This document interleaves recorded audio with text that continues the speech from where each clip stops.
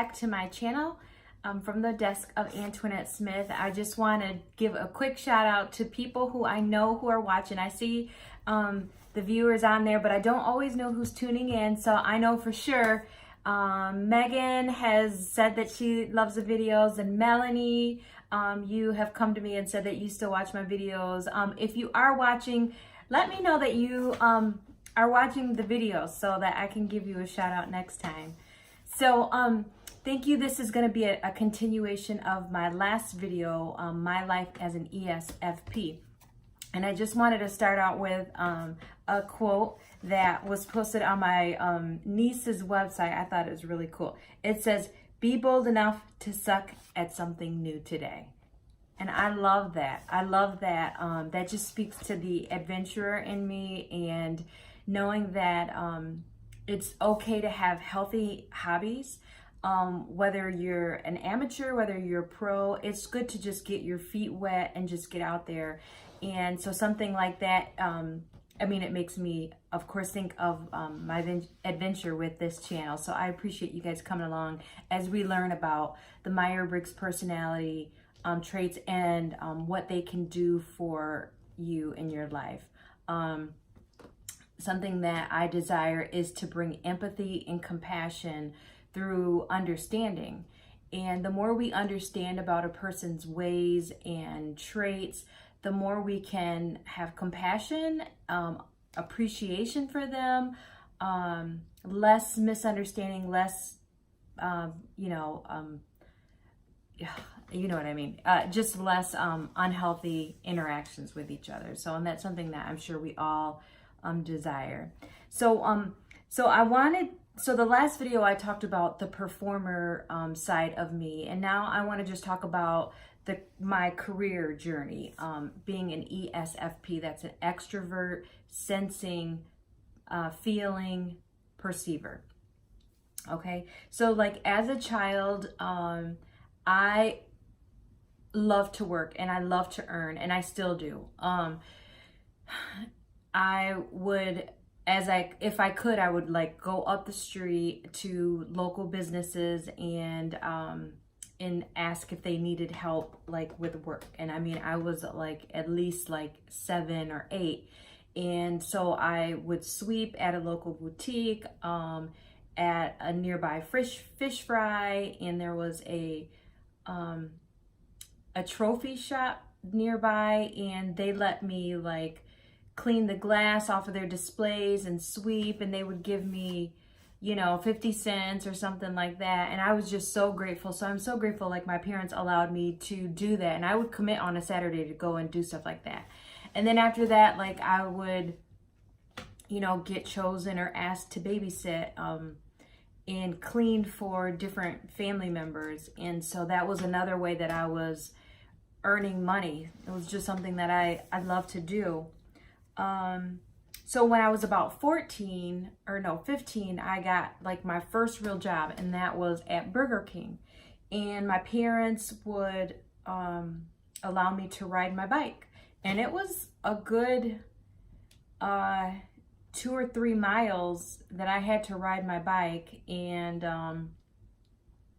then so we ended up moving, and I was transferred into another neighborhood. So like that was an experience. I probably did that for 2 years, and it felt like forever, but it was probably about 2 years.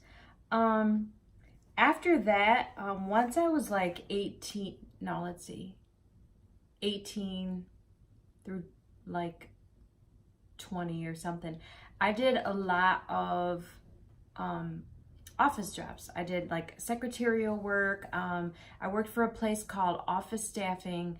And so what I loved about that is there was flexibility, there was variety. I would have different assignments, and I would go to different places, and I met so many people. So like, first of all, I was a youth, and I was all about trying to work as less as possible to be able to take care of my bills.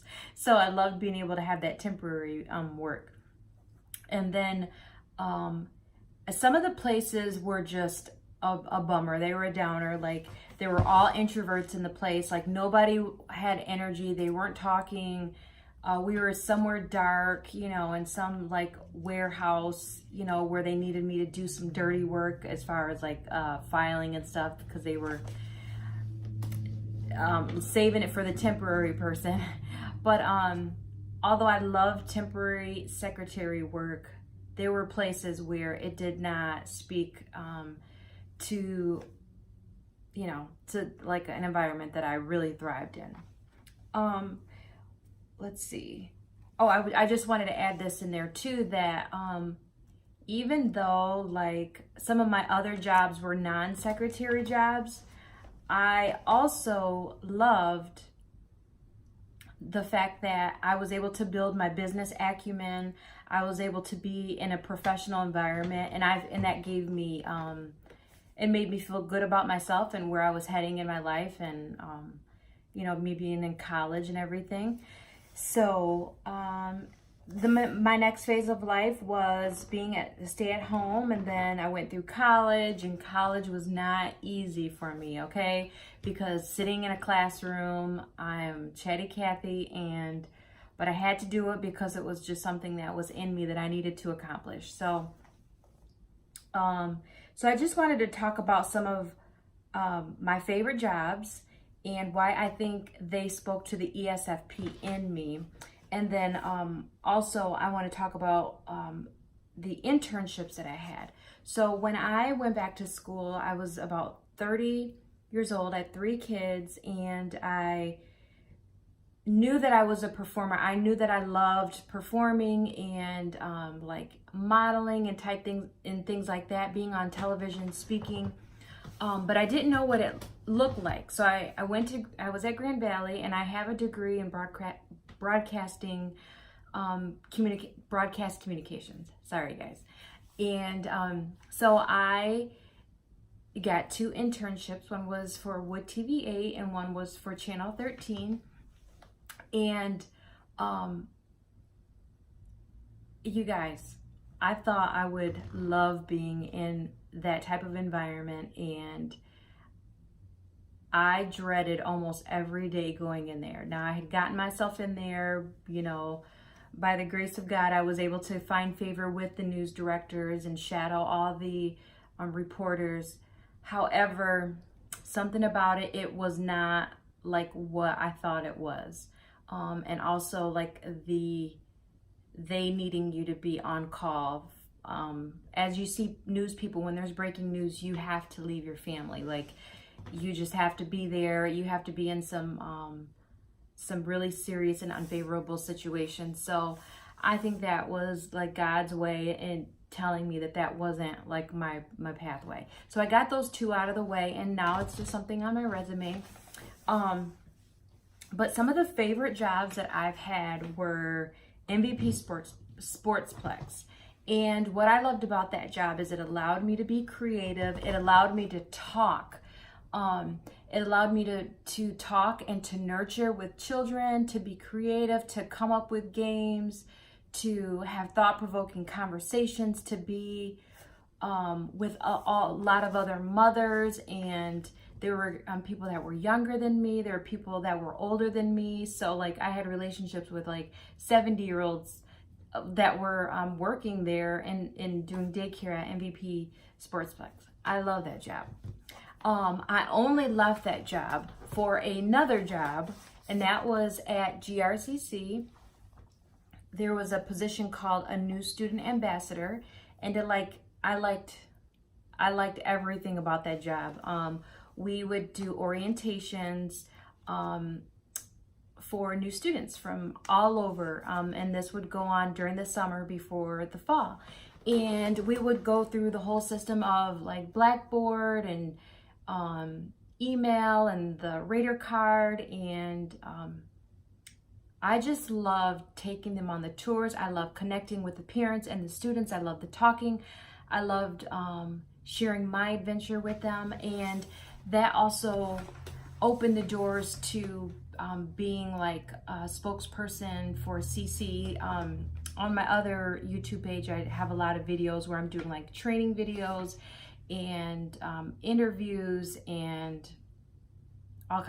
commercials and things like that. So that was a special season for me. And then I'll say my next favorite job was being a manager at Lakewood Hills Apartments. And it was my first time being a manager, but I had so many, I felt confident that I could, you know, learn the job.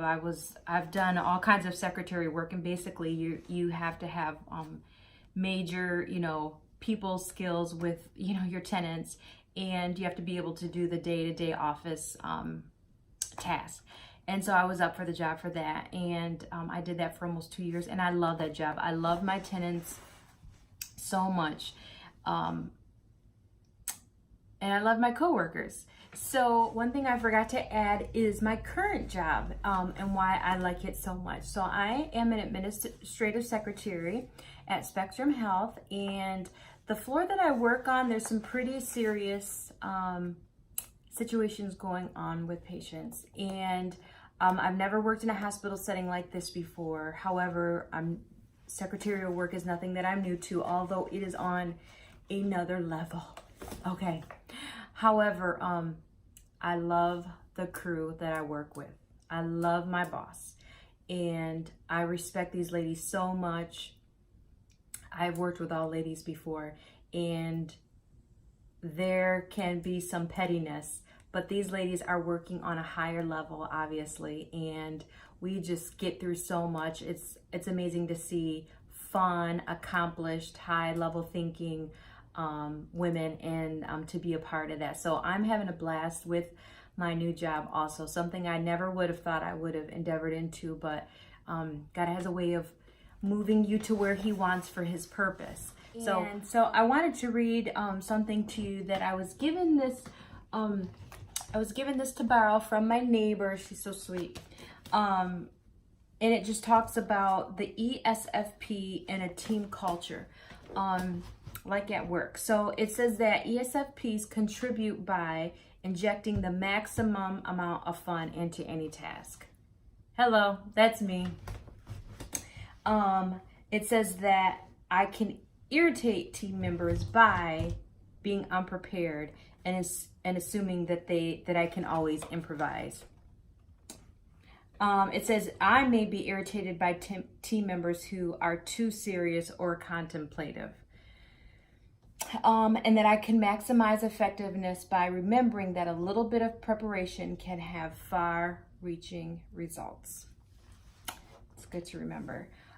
Also, it says that I contribute by encouraging team members to work together and to value one another's strength. And I think that's what I'm doing with this channel. It's so good to understand.